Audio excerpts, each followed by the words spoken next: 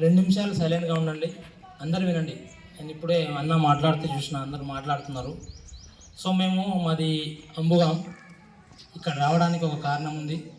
మీరు కూర్చున్న ప్లేస్లో నేను కూడా కూర్చున్నా. 2015లో 10వ తరగతి పాస్ అయినా.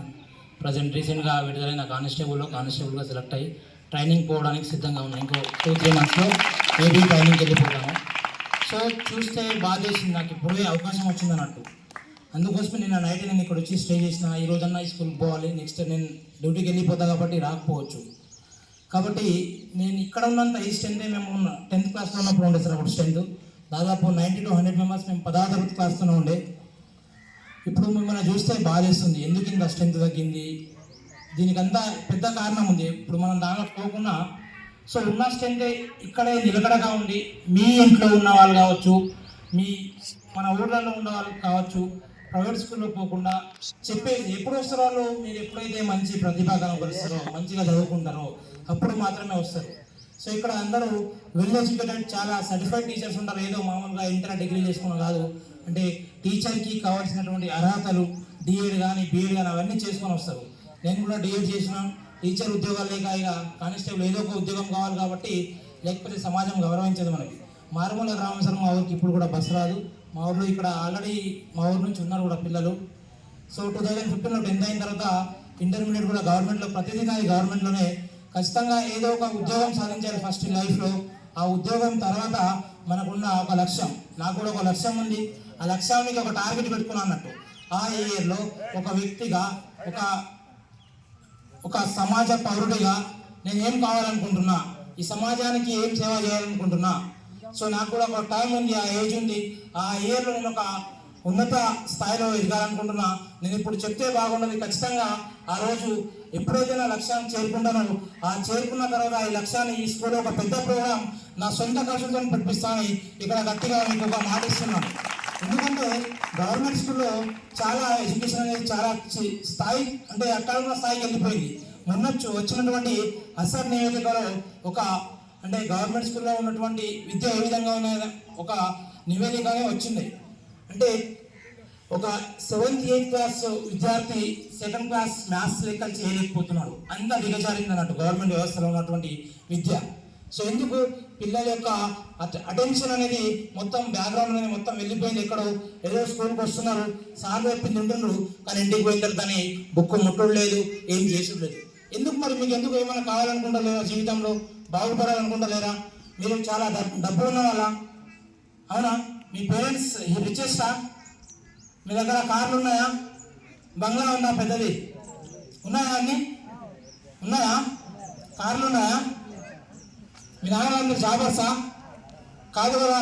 అంటే పేదవాళ్ళం మనందరూ. ఇక్కడ పేదవాళ్ళు అయితేనే ఇక్కడ వస్తాం, లేకపోతే ఎక్కడో పెద్ద పెద్ద స్కూల్లో పోతాం. మనం పేదవాళ్ళు కాబట్టి మన జీవితంలో, మన యొక్క ఈ జన్మంలో, అంటే మన మానవ క్రమంలో ఒక తరం బాగుపడాలంటే విద్య ద్వారానే బాగుపడతారు.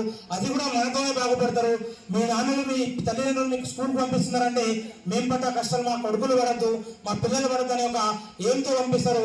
ఒక్కరోజు నీకు వచ్చిన, నువ్వు జాబ్ కొట్టు, ఒక మంచి స్థాయిలో నీ గురించి నలుగురు మాట్లాడాలనుకో, మీ నాన్న, మీ తల్లిదండ్రులు పడే సంతోషం మామూలుగా ఉండదు. సో నేను ఇక్కడ 8th నుంచి చదువుకున్నాను సార్. 8th and 10th ప్రతి సంవత్సరం నేను, అంటే మా నాన్న ఎప్పుడు రాలేదు స్కూల్కి, ఆయన ఎప్పుడు వ్యవసాయంలో బిజీ ఉంటుండే. కానీ అప్పుడు 8th నుంచే ఇక్కడ నేను స్కూల్లో 1st, 2nd అట్లా వస్తుండే. అప్పుడు మాకు ప్రైజ్ మనీ కూడా ఇస్తుండే. మా డబ్బుల పరంగా ఇక్కడ గ్రామ కమిటీ ఉండే, వాళ్ళు ప్రొవైడ్ చేస్తుండే అన్నట్టు. సో ప్రతిసారి నేను 8th and 10th అప్పుడు నాకు ప్రైజెస్ వస్తుండే. అక్కడ ఇక నేను స్పీచెస్ కూడా చాలా ఇస్తుండే అన్నట్టు. ప్రతి ఇయర్కి ఇక్కడ ఉన్న ప్రోగ్రామ్కి స్పీచెస్ కూడా ఇస్తుండే. అయితే అప్పుడు మాకు ఇక నాకు ప్రైజెస్ వచ్చాయి కాబట్టి ఇంట్లో మా నాన్నకి ఎవరో చెప్పేవాళ్ళు, మీ కొడుకు అక్కడ మా ఆటోలోనే వస్తున్నాం మేము స్కూల్లో, వాళ్ళు కూడా ఇక్కడ వస్తుండే చెప్తున్నారన్నట్టు, మీ కొడుకు స్కూల్లో మంచి చదువుతాడు, మంచిగా ఇస్తుండు. సో మా నాన్నకి మంచిగా చదువుతున్నాడు, కానీ మా అప్పటికి ఫైనాన్షియల్ కండిషన్ అనేది బాగలేదు. ఖచ్చితంగా ఏదో ఉద్యోగం వస్తేనే వాళ్ళని మంచిగా చూసుకోవడం, మంచి స్థాయిలో ఉంటాం. కాకపోతే మా నాన్న చూసింది ఎప్పుడు ఉద్యోగం వస్తుంది, మరి ఇది ఓకే ఉద్యోగం అయితే ఎప్పుడో ఒక రోజు కొట్టాలి. నేను కూడా కొట్టాలని చాలా ఒక 2-3 years నుంచి చదువుతూనే ఉన్నాను. హైదరాబాద్లో నోటిఫికేషన్ లాగా చాలా గవర్నమెంట్ కూడా విద్యా వ్యవస్థను మొత్తానికి గవర్నమెంట్ నిజంగా చెప్పారంటే వదిలేస్తుంది. జస్ట్ పొలిటికల్ ఎంట్రీ కోసం ప్రజల్ని మద్యానికి బానిస చేస్తుంది, విచ్చలవిడిగా ఫ్రీ ఇస్తుంది. మనం కూడా దానికి అలవాటు పడిపోతున్నాం. కానీ మీరన్నా మారండి, ఒక్కసారి ఆలోచించండి. మనం ఒకసారి చదివితే రాబోయే తరాలు బాగుపడతాయి. కాబట్టి ఇంటికి వెళ్ళిన తర్వాత ఆలోచించండి, నేను ఎందుకు రావాల్సి వచ్చింది, మరి మా ఊళ్ళో కూడా జెండా వందనం ఉంది కదా. సో అక్కడ చిన్నపిల్లలు వాళ్ళు ఇప్పుడు వాళ్ళకి ఇంకా సమయం ఉంది, కానీ మీరు ఇప్పుడు ఇక్కడ జీవితం మారే సమయం ఇది. 10వ తరగతి ఉన్నారు, 8th 9th అనేది చాలా క్రూషియల్ పీరియడ్. రాకపోతే సార్ని అడగాలి. నాకు తెలిసి ఇప్పుడు మీ దాంట్లో అంత ధైర్యం ఎవరికి ఉండకపోవచ్చు ఇక్కడ వచ్చి మాట్లాడడం.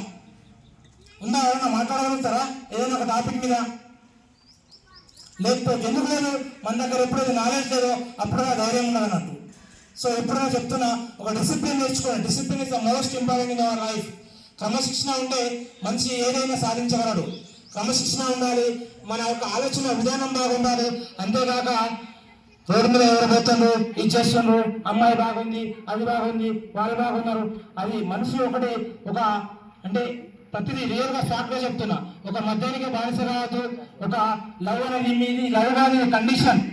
అంటే లవ్లో 2 విధంగా ఉంటుందమ్మా, అన్కండిషనల్ లవ్, కండిషనల్ లవ్. ఇప్పుడున్నటువంటి సమాజంలో లవ్ ఏ విధంగా తెలుసా? మొత్తం కండిషనల్. నువ్వు ఫోన్ చేయకపోతే నేను చచ్చిపోతా, అది లవ్. కాబట్టి అట్లాంటి ఆగం అవుతుంది. ఆగం కావద్దు. మంచిగా చదవండి, మంచిగా చదివి సార్లు చెప్పేది వినండి. ఒకసారి ఇంటికి పోయిన తర్వాత రాత్రి పడుకునేటప్పుడు మీ అమ్మ నాన్న ఏ విధంగా కష్టపడుతున్నారు, వాళ్ళ యొక్క కాళ్ళు చూడండి. వాళ్ళు వ్యవసాయం చేసేసి వాళ్ళ కాళ్ళు నరాలు మొత్తం చీరకలు వస్తాయి. సో ఎంత బాధపడుతున్నారు ఒకసారి ఆలోచించండి. మీరు ఏం చేయకుండా జీవితంలో బాగుపడకుండా ఒక మంచి క్రమశిక్షణగా ఉంటే మీ పేరు అన్నట్టు. సో కాబట్టి మీకు అందరికి ఆకలి అవుతుందొచ్చు నాకు తెలుసు. ఇప్పటికే చాలా అల్లరి వేస్తుంది. కాబట్టి నా మాట విన్నందుకు మీ అందరికి ఇంకోసారి థ్యాంక్స్. నాకు ఈ అవకాశం ఇచ్చినందుకు ఇక్కడ ఉన్నటువంటి స్టాఫ్ మెంబర్స్ కూడా నేను ధన్యవాదాలు చెప్తున్నాను. అందరికీ థ్యాంక్ యూ అంటారు. నేను మీకు అందరికీ ఇవ్వకపోతే శుభాకాంక్షలు తెలుసుకుంటున్నాను. Thank you sir.